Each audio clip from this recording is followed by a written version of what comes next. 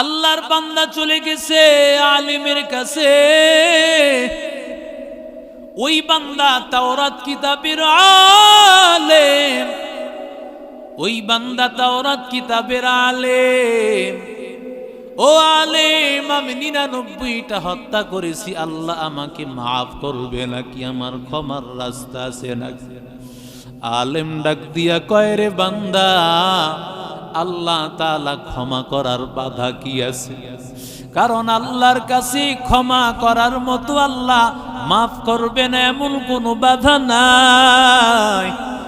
বান্দা সকালে আসলেও আল্লাহ মাফ করে, রাতে আসলেও আল্লাহ মাফ করে। আল্লাহ মাফ করার জন্যই তো আমার আল্লাহ ঘুমায় না। তুমি চেয়ারম্যান সাহেবের কাছে গেছো, চেয়ারম্যান সাহেব ঘুমায় আছে, তোমাকে তাড়ায় দিবে, এখন সাইন দেওয়া যাবে না। আমার আল্লাহর কাছে বান্দা যদি ডাকো, আর যদি আমার আল্লাহ ওই সময় ঘুমায় থাকেন, কিভাবে আল্লাহ ডাক যাকে জবাব দিবে? এজন্যই তো আল্লাহ বলেন, লা তাখুযুহু সিনাতুন ওয়ালা নাওম। আল্লাহর ঘুমও নাই, আমার আল্লাহর তন্দ্রাও নাই। কেন আল্লাহ ঘুমায় না? ঘুমাইলে আমার আল্লাহ বান্দা কখন ডাকবে জানা নাই। যদি ডাকে আমি আল্লাহ, ঘুমাইলে বান্দারে কিভাবে দিব?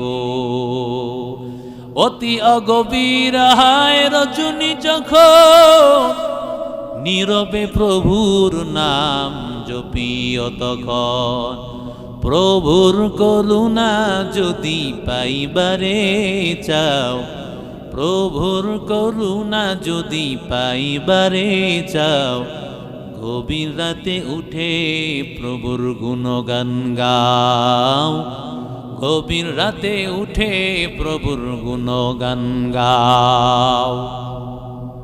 আল্লাহর বান্দা দৌড়াইয়া আলেমের কাছে গিয়েছে। আলেম বলে, রে বান্দা, বাধা নাই, বাধা নাই, আল্লাহর কাছে মাপ চা।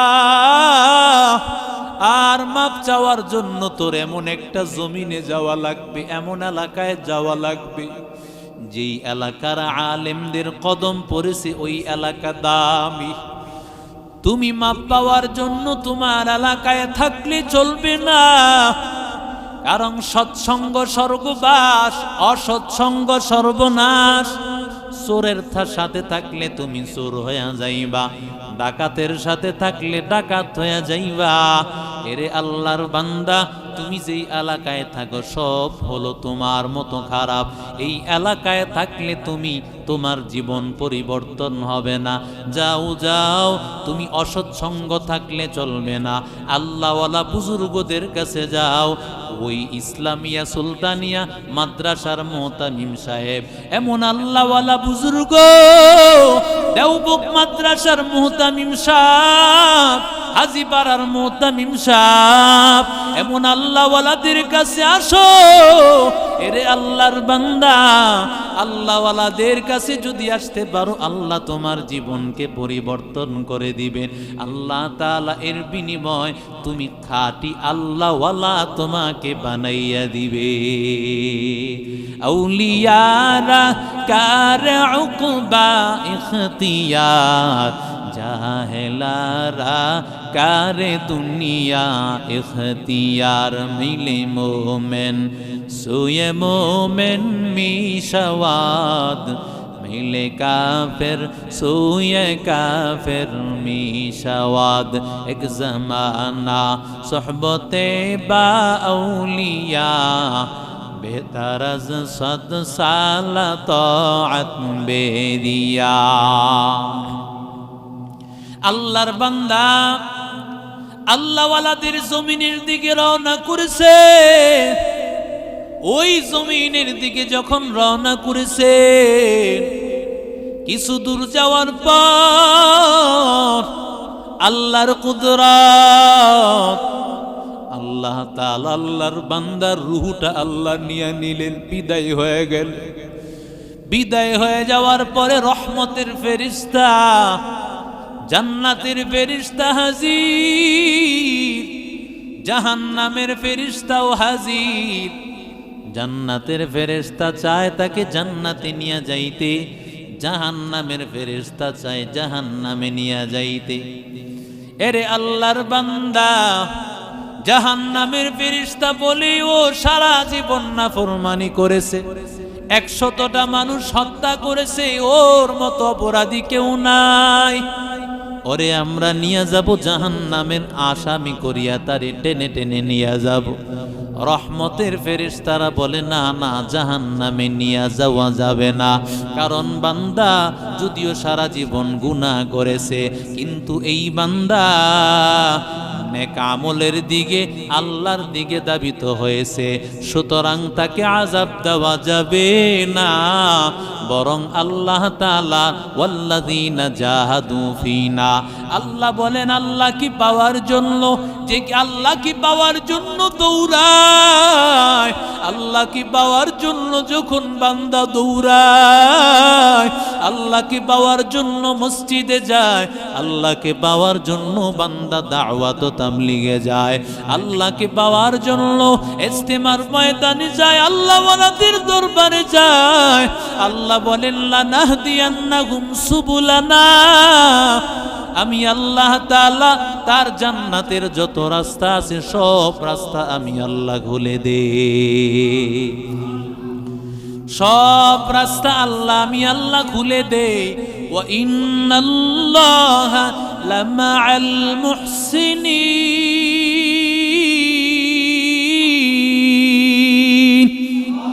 আল্লাহ তাআলা ইহসানকারীদের সাথে আছেন। আমার আল্লাহর মতো দয়ার সাগর আর কেউ নাই। রহমতের ফেরেশতা আযাবের ফেরেশতা যখন তাকে নিয়ে টানাটানি, এমন সময় আমার আল্লাহ মীমাংসা করার জন্য ফেরেশতা মানুষ রূপী পাঠাইয়া দিয়েছে। বলতেছে তোমরা কিসের দ্বন্দ্ব করো? আযাবের ফেরেশতা বলে ও সারা জীবন গুনাহ করেছে, 100 মানুষকে হত্যা করেছে, ওরে জাহান্নামে নিয়ে যাব।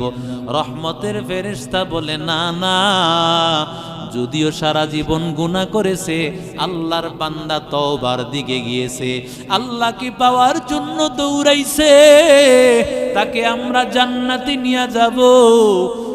এবার ফেরেশতা মানুষরূপী ফেরেশতা বলে দ্বন্দ্ব করিও না, বরং তোমরা জমিনটাকে মাফ করো। যদি দেখো বান্দা ওই নেককার বান্দাদের জমিনের দিকে যদি অগ্রসর হয়, তাহলে তাকে জান্নাতে নিয়ে যাইবা, আর যদি বান্দা নেককারদের জমিনে বেশি অগ্রসর না হয়, তাহলে তাকে জাহান্নামের অন্তর্ভুক্ত করে নিবা। কিন্তু বান্দা বেশি দূর আগাইতে পারে নাই, ওই বান্দা নেককারদের জমিনের দিকে যেতে পারে নাই। আল্লাহ তাআলা জমিনকে অর্ডার দিলেন, ও জমিন, আমি আল্লাহ অর্ডার দিলাম, ও জমিন, আল্লাহ অর্ডার দিলেন, ও জমিন, যে বান্দা যেই দিকে রওনা করেছেন আল্লাহ ওয়ালাদের দরবারে, ওই দিকটাকে সংকীর্ণ করে নিয়ে আসো। সাথে সাথে ওই জায়গাটা সংকীর্ণ করে নিয়ে আইসা বান্দা যেদিকে রওনা করেছেন ওই দিকে আল্লাহ অগ্রসর করে দিলেন। এবার রহমতের ফেরেশতারা বলে, জমিন যেহেতু আমরা বান্দাকে পেয়েছি রহমতের দিকে, বান্দা নেককারদের জমিনের দিকে বেশি আগাইয়া গেছে, সুতরাং আমরা তাকে জান্নাতে নিয়ে যাব। এরে বান্দা তাকাইয়া দেখো, আল্লাহ ওয়ালাদের জমিনের কাছাকাছি যাওয়ার কারণে বান্দাকে আল্লাহ তাআলা তার জীবনের সব গুনাহ মাফ করে দিয়েছে। এই জন্য আমরা মাঝে মধ্যে বলি, মাদ্রাসায় আসো, আলিম ওলামাদের কাছে আসো। মাদ্রাসায় না আসলে রহমত কই পাইবা? রহমতের জায়গা আর কই পাইবা বান্দা? এই জন্য বান্দা সমস্ত কিছুর মূল হলো তোমার অহংকার। কথা বলেন ঠিক না বেঠিক? কেন আসতে চায় না? আমি কি কম জানি? কথা কয় না। এখন তো মোবাইল বড় হুজুর, কথা ঠিক কিনা বলে? মোবাইল বড় হুজুর। এখন হুজুরদের কাছে যাওয়া লাগে না, অ্যান্ড্রয়েড মোবাইলের মধ্যে ভুরি ভুরি মুফতি সাহেব তার হাতে আছে। কথা কন না? একটা সময় মানুষ যখন কিছু জানতে সবার আগে যাইতেন আলেমদের কাছে, গাছের প্রথম সবজিটা প্রথম ফলটা হুজুরের কাছে নিয়ে যাইতেন, ওই সময়ে মানুষ হইছে। কথা বলেন ঠিক না বেঠিক?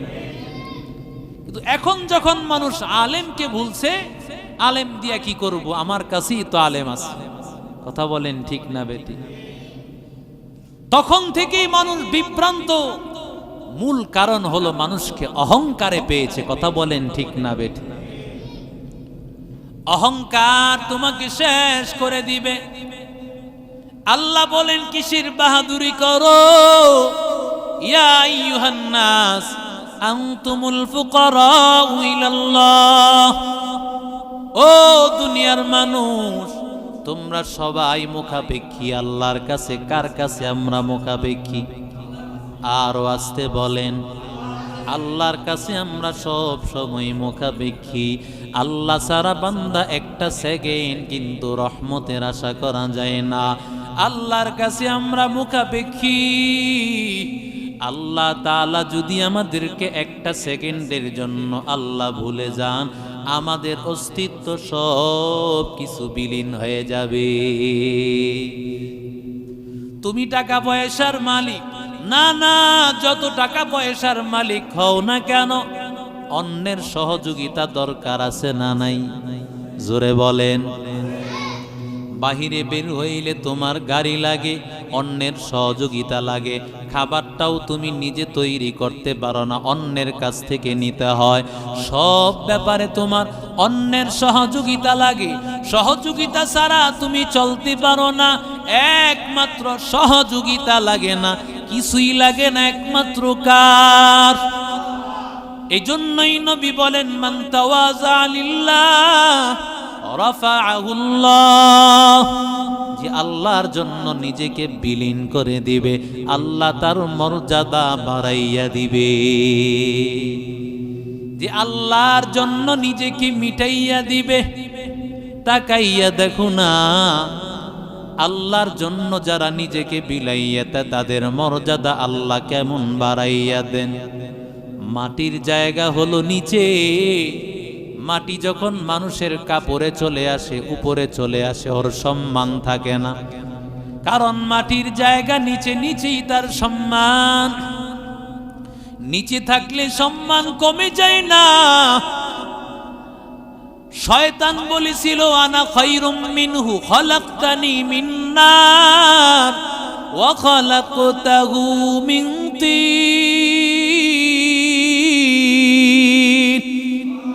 শয়তান বলেছিল, আল্লাহ আমাকে আগুন দ্বারা বানায়, সুতরাং আমি উত্তম।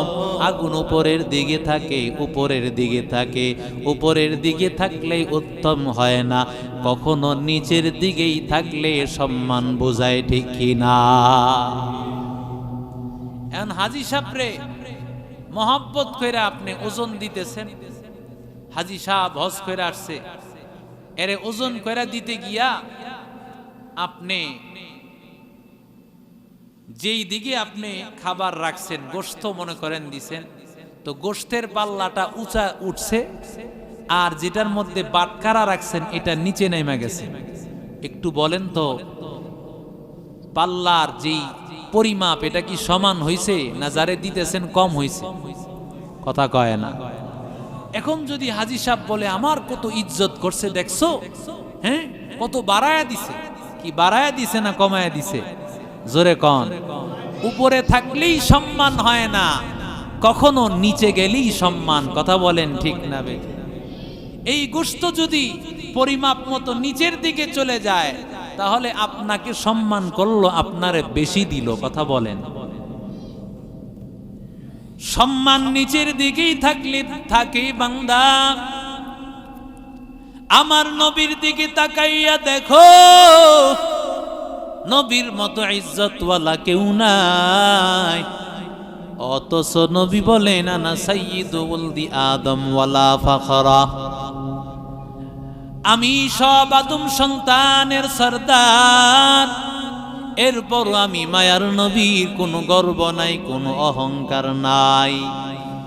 এরে আল্লাহর বান্দারা, রহমাতুল লিল আলামিন, আমার মায়ার নবী রহমতের নবী, তার ভিতরে কোনো অহংকার ছিল না, কোনো অহংকার ছিল না।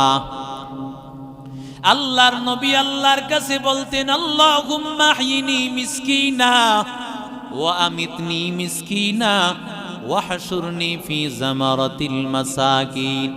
মিসকিন অবস্থায় আমাকে বাঁচাও, মিসকিন অবস্থায় আমাকে মরণ দাও, আর আমাকে মিসকিনদের সাথেই হাসর করে দিও। সুবহানাল্লাহ বলেন। অথচ আমরা মনে করি গরিবদের সাথে থাকলে আমার প্রেস্টিজ কমে যাবে। নবী রহমাতুল লিল আলামিন চলতে থাকতেন, আমার মায়ার নবী চলার সময় নবী পিছনে পিছনে চলতেন। নবীর কোনো বডিগার্ড ছিল না, কারণ আমার নবীর বডিগার্ড স্বয়ং আমার আল্লাহ। আমার নবীর কোনো বডিগার্ড নাই। তুমি একজন মেম্বার, একজন সাধারণ নেতা, যুবলীগের নেতা, পাওয়ার কি কথা বলেন ঠিক না বেটি? তার পাওয়ারেই মানুষ কোনো উপায় নাই। এরে আল্লাহর বান্দা যুবক, রহমাতুল লিল আলামিন দু জাহানের সরদার, অথচ নবীর কোনো বডিগার্ড নাই, সিকিউরিটি নাই, কিছুই নাই। আমার মায়ার নবী রহমাতুল লিল আলামিন পেছনে পেছনে চলতেন, সাহাবীদেরকে সামনে সামনে চলাইতেন। কেন? আমার মায়ার নবী দেখতেন কারো কোনো সমস্যা হয় কিনা। আল্লাহর বান্দারা, এরে নবীর আশিক উম্মতের দল, ওই রহমাতুল লিল আলামিনের আদর্শ মাদ্রাসার ভিত্তি দারুল উলুম দেওবন্দ, কাসেম নানতুবি রহমতুল্লাহি আলাইহি, তার ভিতরে কেমন বিনয় ছিল বান্দা। এরে আল্লাহর বান্দারা, এরে নবীর আশিক উম্মতের দল, কাসেম নানতুবি রহমতুল্লাহি আলাইহি মাদ্রাসার মুহতামিম সাহেব, আজকে মাদ্রাসায় বোর্ডিং এ চাল নাই, চাল ডাল কিছুই ব্যবস্থা নাই, ছাত্ররা কি খাবে? উস্তাদের আসিয়া বলেছেন, হযরত মাদ্রাসায় খাবারের ব্যবস্থা নাই। হুজুর বলেন, আল্লাহর কাছে চাও, আল্লাহর কাছে চাইলে আল্লাহ ব্যবস্থা করে দিবেন। মালিকের কাছে চাও, কারণ আল্লাহর কাছে কোনো কিছুর অভাব নাই, বান্দার কাছে অভাব আছে। হুজুর বলে দিলেন, যাও যাও, আল্লাহর কাছে গিয়া দোয়া করো, আল্লাহ ব্যবস্থা করে দিবে। এরে নবীর আশিক উম্মতের দল, 3 দিন হয়ে গেল খাবারের কোনো ব্যবস্থা নাই। এমন সময় হুজুর আসিয়া বলে, হুজুর আজকে 3 দিন না খাইয়া আছি, ছাত্ররা আর টিকতে পারতেছে না। হুজুরে বার নিরুপায় হইয়া বের হয়ে গেলে আর আল্লাহকে ডেকে বলেন, মালিক আমাকে এমন কোন কাজের ব্যবস্থা করে দাও, যেই কাজের বিনিময়ে আল্লাহ কিছু টাকা পাইলে একটা বেলায় তোমার নবীর মেহমানদের খেদমত আমি করতে পারি। কোথায় করবেন? কাসেম নানতুবি রহমতুল্লাহি আলাইহি দেওবন্দ মাদ্রাসার আশেপাশে করতে পারবেন না, কারণ দেওবন্দ মাদ্রাসার আশেপাশে সবাই তিনি মুহতামিম, সবাই তারে চিনে।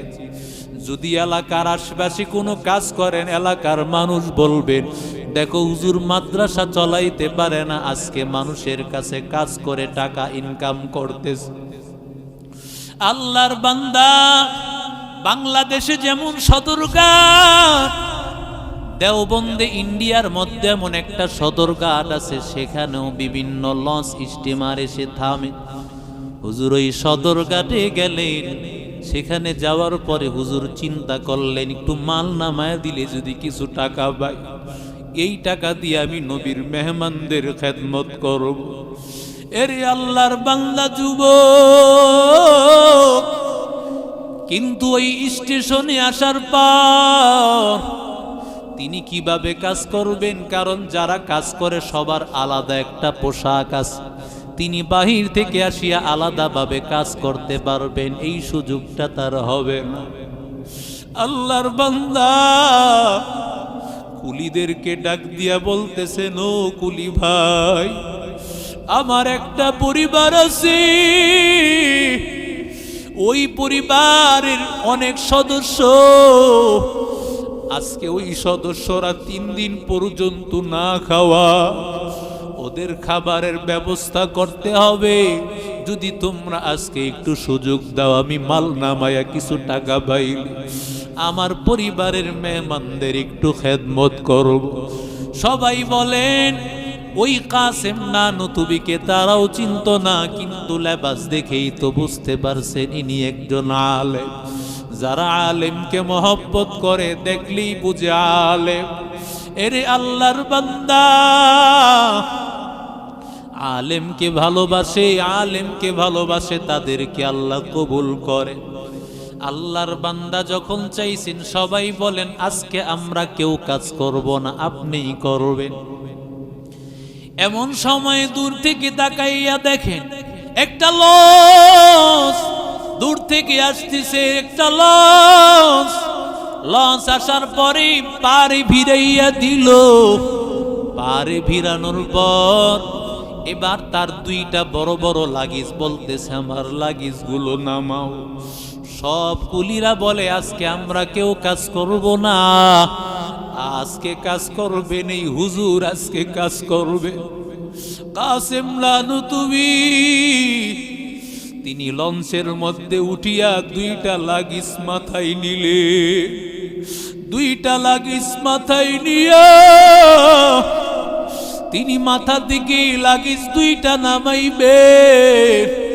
এমন সময় ওই আল্লাহর বান্দা যে লাগেজের মালিক বলতেছে, না না, লাগেজটা এখানে নামাইলে চলবে না, আরো একটা কাজ আছে। কয় কি কাজ? আজানের জবাব দিই। এই জায়গার আজান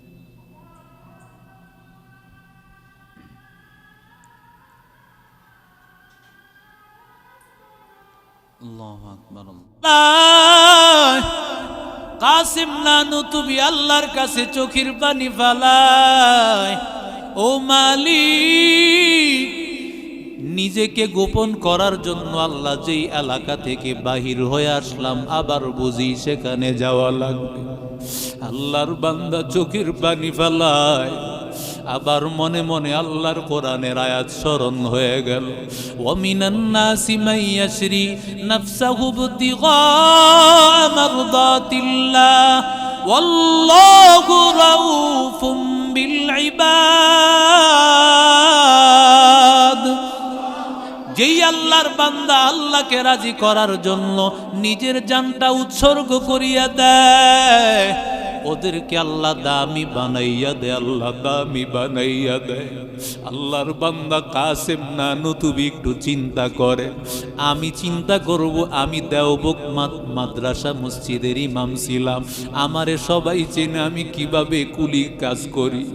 এরে আল্লাহর বান্দা কাসেম নানুতুবি রহমতুল্লাহি আলাইহি, আল্লাহর বান্দা 2টা লাগেজ মাথার মধ্যে উঠাইয়া চলতেছেন দেওবন্দ এলাকায়, তার মাদ্রাসার এলাকায়। এরে আল্লাহর বান্দা, এমন সময় যে আল্লাহর বান্দার লাগেজ 2টা হুজুরের মাথায় উঠাইছেন, চিন্তা করতেছেন এই 2টা লাগেজ হুজুর কিভাবে মাথায় উঠাইলে? 2টা লাগেজ তো সাধারণ কোনো ওজন না, এই 2টা লাগেজ কিভাবে উঠাইছে? আল্লাহর বান্দা তাকাইয়া দেখে 2টা লাগেজ হুজুরের মাথায় নাই, বরং মাথা থেকে 1 হাত শূন্যের উপরে উঠতেছে। আল্লাহর বান্দা হুজুরের পায়ে পড়ে যায়, হুজুর আমাকে মাফ করে দেন, আমার লাগেজ নামান আগে আপনার পরিচয় দেন, এরপরে আপনি আমার কাজ করা লাগবে। হুজুর আপনি কে? আপনার পরিচয় দেন, আপনি মানুষ না জি? আল্লাহর বান্দা কাসেম নানতুবি চিন্তা করলেন, আল্লাহ পরিচয়টা গোপন রাখতে চেয়েছিলাম, পরিচয়টাও বুঝি গোপন রইল না। আল্লাহর বান্দা ডাক দিয়া কয়, আমি আর কেউ না, আমি দারুল উলুম দেওবন্দের কাসেম নানতুবি। আল্লাহর বান্দা বলতেছে, আপনি কি দেওবন্দ মাদ্রাসার দারুল উলুম দেওবন্দ মাদ্রাসার মুহতামিম কাসেম নানতুবি? বলে হ্যাঁ। আল্লাহর বান্দা বলে, হুজুর আমাকে মাফ করে দেন, আজকে 3 দিন হয় আমার চোখে ঘুম নাই, আমার চোখে ঘুম নাই, আমি রাতের বেলায় ঘুমাইছি। আল্লাহর নবী স্বপ্ন যুগে বলতেছে, তুই টাকা দিয়া কি করবি? আমার নবীর মেহমান না, না খাইয়া 3 দিন আছি, তোর টাকা দিয়া কি হবে আমার নবীর মেহমানরা না খাওয়া? হুজুর আমি কিছুই বুঝি নাই। দ্বিতীয় দিন আবার আমি স্বপ্ন দেখলাম, নবী আমারে বলতেছেন, তোর টাকা দিয়া কি হবে আমার মেহমানরা আজকে 3 দিন না খাওয়া। এরে আল্লাহর বান্দা, হুজুর আমি কিছুই বুঝতে পারলাম না। তৃতীয় দিন আমাকে নবী ডাক দিয়া কয়, দেওবন্দ মাদ্রাসার আমার মেহমানের আজকে 3 দিন না খাওয়া, ওদের কাছে তুই তোর টাকা নিয়ে যা। হুজুর আমি এই 2টা লাগেজ ভর্তি টাকা নিয়ে আসছি, এই টাকাগুলো হুজুর নেন আপনার ছাত্রদের জন্য। এরে আল্লাহর বান্দারা তাকাইয়া দেখো, কাসেম নানতুবি এত বড় আল্লাহওয়ালা বুজুর্গ, দেওবন্দ মাদ্রাসা কে না জানে তার ইতিহাস, কে বা না জানে তার রূপ সৌন্দর্য। এরে আল্লাহর গোলাম, এত বড় মাদ্রাসা, যেই মাদ্রাসার প্রতিষ্ঠাতা রহমাতুল লিল আলামিন, ওই মাদ্রাসার মুহতামিম সাহেব কাসেম নানতুবি। কোনো অহংকার নাই, ছাত্রদের জন্য আমাদের উস্তাদেরা তাকাইয়া দেখো, মাঝে মধ্যে অনেকের কাছে টাকা চান, অনেকে বলে ব্যবসা নিয়ে বসছে, কিন্তু হুজুরেরা মনে মনে চোখের পানি ফালায় আর আল্লাহকে বলে, আল্লাহ তোমার মেহমানদের জন্য কষ্ট করতেছি। মানুষ অনেক সময় বলে ধান্দাবাজ, অনেক সময় অনেক কথা বলে, কিন্তু বান্দা তোমরা জানো না, এই মাদ্রাসার ওস্তাদেরা, এই মাদ্রাসার মুহতামিম সাহেব কত কষ্ট করে তোমাদের জন্য, এই প্রতিষ্ঠানকে খাড়া করার জন্য। এরা নিজের বাড়ি করার জন্য না, নিজের পরিবারের জন্য না, বরং সন্তানকেও সময় দেওয়ার সুযোগ পায় না। সারাদিন 24টা ঘন্টা আপনার আমার সন্তানের পিছনে লাগায়, ঠিক কিনা বলেন? এই জন্য এই প্রতিষ্ঠানকে